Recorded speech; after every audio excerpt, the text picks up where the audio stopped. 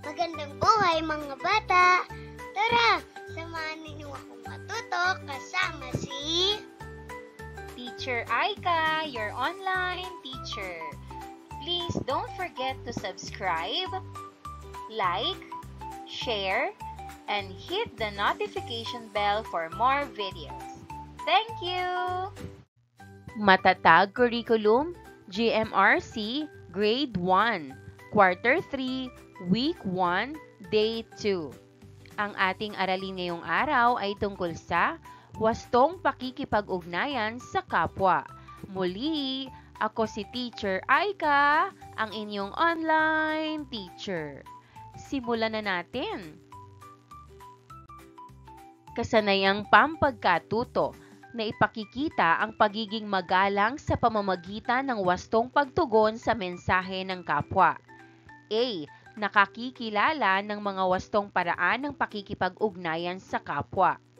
B. Na isasaalang-alang na ang wastong pakikipag-ugnayan sa kapwa ay kailangan upang magkaroon ng tamang pag-unawa at pakikipagkaibigan sa kanila.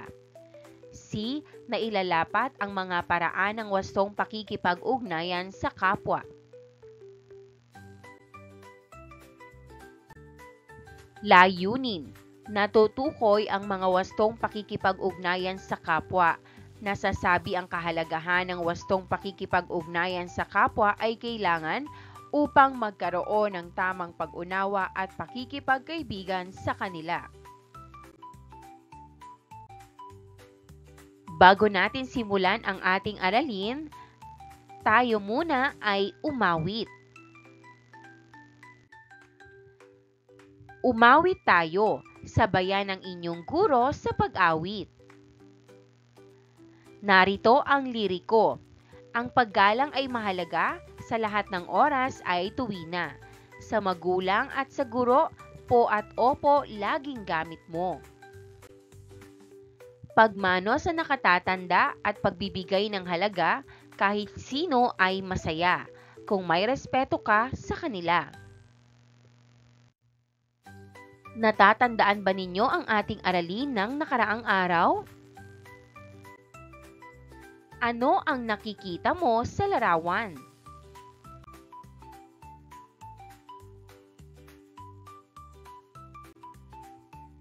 Sagot, sa larawan nakikita ko ang dalawang batang mag-aaral na bumabati sa kanilang guro.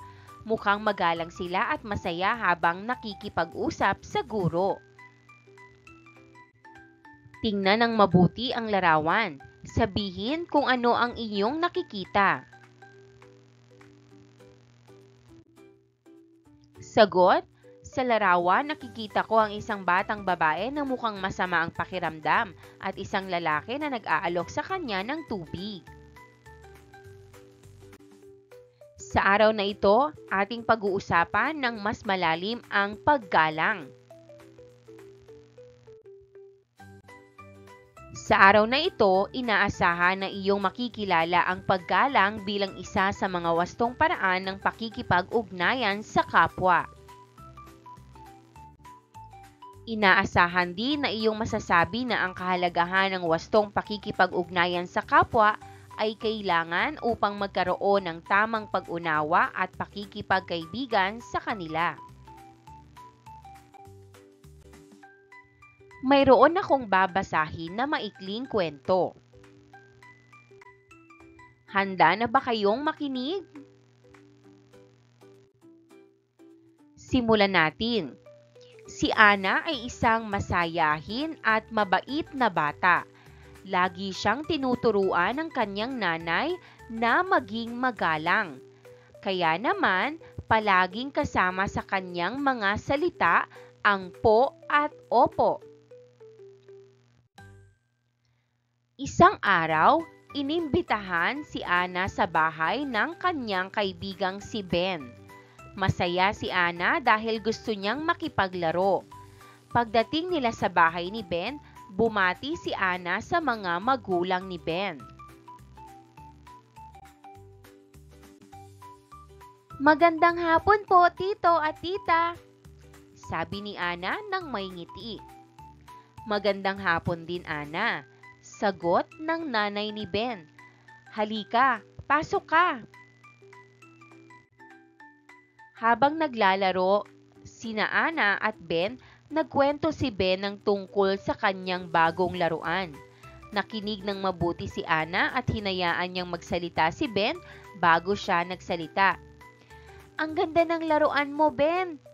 Salamat sa pagpapakita, sabi ni Ana. Pagkatapos ng kanilang laro, lumapit ang nanay ni Ben at binigyan si Ana ng regalo. Isang maliit na kahon na may ribbon. Wow! Maraming salamat po, tita. Tuwang-tuwang sabi ni Ana. Nako, walang anuman, Ana. Natutuwa akong masaya ka. Sagot ng nanay ni Ben. Tuwang-tuwa kami sa iyo dahil maayos ang iyong pananalita kapag kami ay kausap mo. Bago umuwi, muling nagpaalam si Ana ng magalang. Salamat po, tito at tita. Paalam po. Nang dumating si Ana sa kanilang bahay ay ikinuwento niya ang nangyari sa kanyang pagpunta sa bahay nila Ben. Sinabi ng nanay niya, Ana, mabuti at marunong kang gumalang sa kapwa, lalo na sa nakatatanda sa iyo. Ngumiti si Ana at sumagot ng, Opo nanay, natutuhan ko po ito sa inyo. Ano ang mga halimbawa ng nagpapakita ng paggalang na narinig mo mula sa kwento? Sagot? Una, pagsasabi ni Ana ng po at opo. Pangalawa, magalang na pagbati niya kina tito at tita. Magandang hapon po. Pangatlo, pakikinig ng mabuti kay Ben habang nagsasalita ito. Pang-apat, pagpapasalamat ni Ana. Maraming salamat po, tita. Panglima, magalang na pamamaalam ni Ana. Salamat po, tito at tita. Paalam po.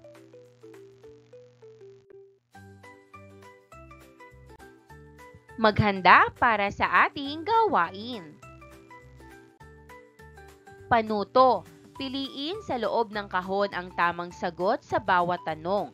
Isulat ito sa iyong kwaderno.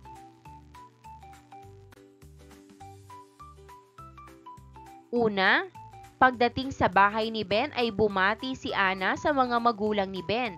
Ano ang sinabi niya? Sagot, magandang hapon po.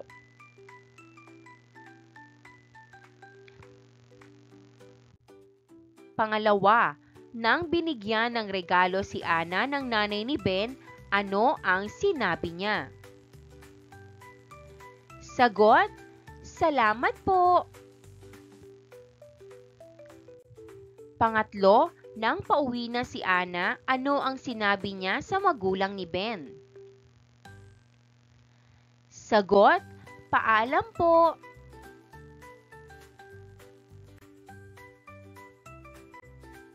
Ngayon ay magkakaroon tayo ng role-playing. Handa na ba kayo? Narito ang paraan kung paano natin gagawin ang gawaing ito. Una, bumuo ng 4 na pangkat. Pangalawa, bawat pangkat ay may tanong na sasagutin. Pangatlo, gagawin ang pagsagot sa tanong sa pamamagitan ng pagpapakita ng pag-arte nito. May tanong ba kayo? Kung wala na, ay atin nang simulan ang gawain. Narito ang mga tanong. Unang pangkat, ano ang sasabihin ninyo kapag kayo ay bumisita sa bahay ng inyong kaklase? Halimbawa, magandang araw po, pasensya na po at nakaabala. Salamat po sa pag-anyaya. Ikalawang pangkat, ano ang sasabihin ninyo kapag may nagbigay sa inyo ng pagkain? Halimbawang sagot, Maraming salamat po sa pagkain. Ikatlong pangkat, ano ang sasabihin ninyo kapag kayo ay binigyan ng regalo? Sagot, maraming salamat po sa regalo. Ikaapat na pangkat, ano ang sasabihin ninyo kapag kayo ay aalis na? Sagot, paalam po, maraming salamat po. Kayo ba ay magalang na mga bata? Opo, kami po ay magagalang na mga bata. Lagi po kaming gumagamit ng po at opo. At magalang po kaming nakikipag-usap sa iba. Ano ang kahalagahan ng wastong pakikipag-ugnayan sa kapwa? Sagot, ito ang pundasyon ng anumang relasyon gaya ng pakikipagkaibigan.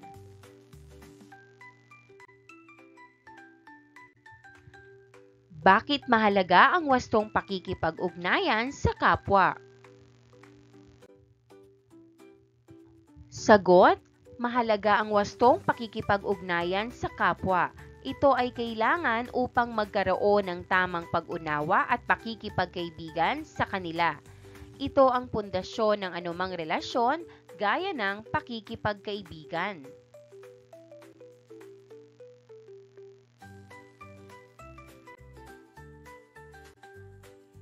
Panuto, punan ang patlang sa bawat pangungusap. Gawin ito ng may tiwala sa sarili sa pamamagitan ng aktibong pagsagot at tiyak na pakikipagbahagi. Narito ang halimbawa ng inyong gawain. Ako ay si Ana. Ako ay wastong nakikipag-ugnayan sa kapwa sa pamamagitan ng pagsasabi ng po at opo. Mahalagang magpakita ng paggalang sa kapwa dahil ito ang nagpapakita ng mabuting asal at respeto. Sabihin mo sa iyong mga katabing kaklase, ikaw ay magaling. Ikaw ay magaling.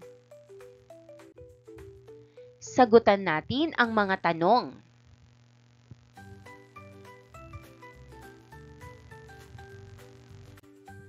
One, ano ang naramdaman o damdamin mo habang ginagawa ang ating gawain? Sagot, naramdaman ko ang saya at tuwa habang ginagawa ang ating gawain dahil natutunan kong maging magalang sa kapwa.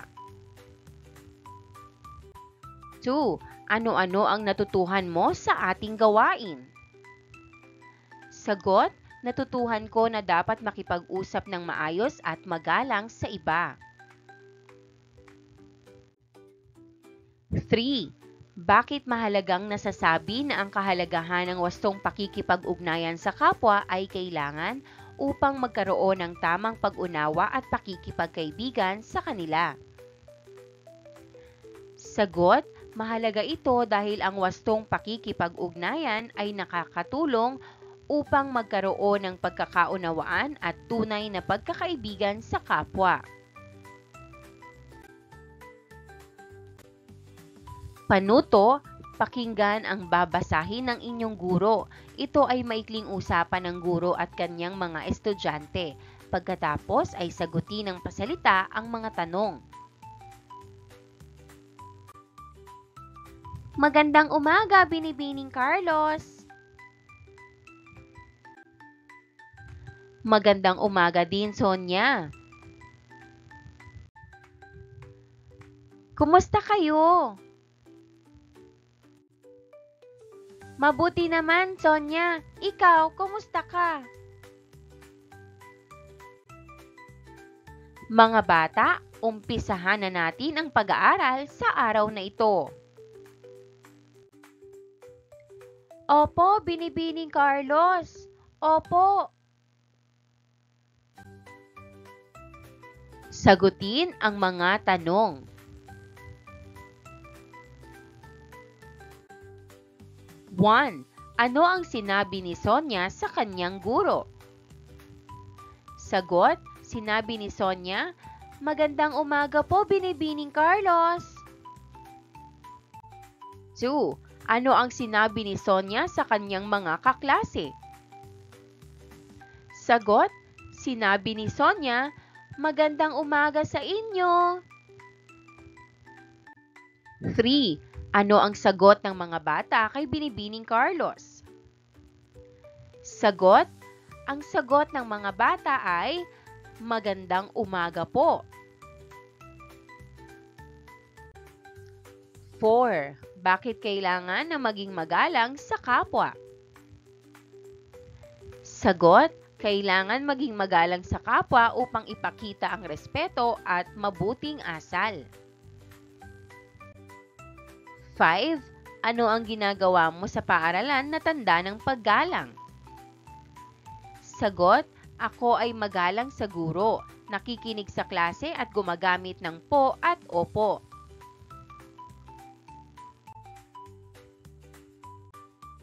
Panuto, isulat sa iyong kwaderno ang isasagot mo sa nagbigay sa iyo ng regalo. Maraming salamat sa panonood! Huwag kalimutang i-like at mag-subscribe para sa higit pang educational content. I-click ang bell icon para ma-update ka sa ating mga bagong video. Salamat!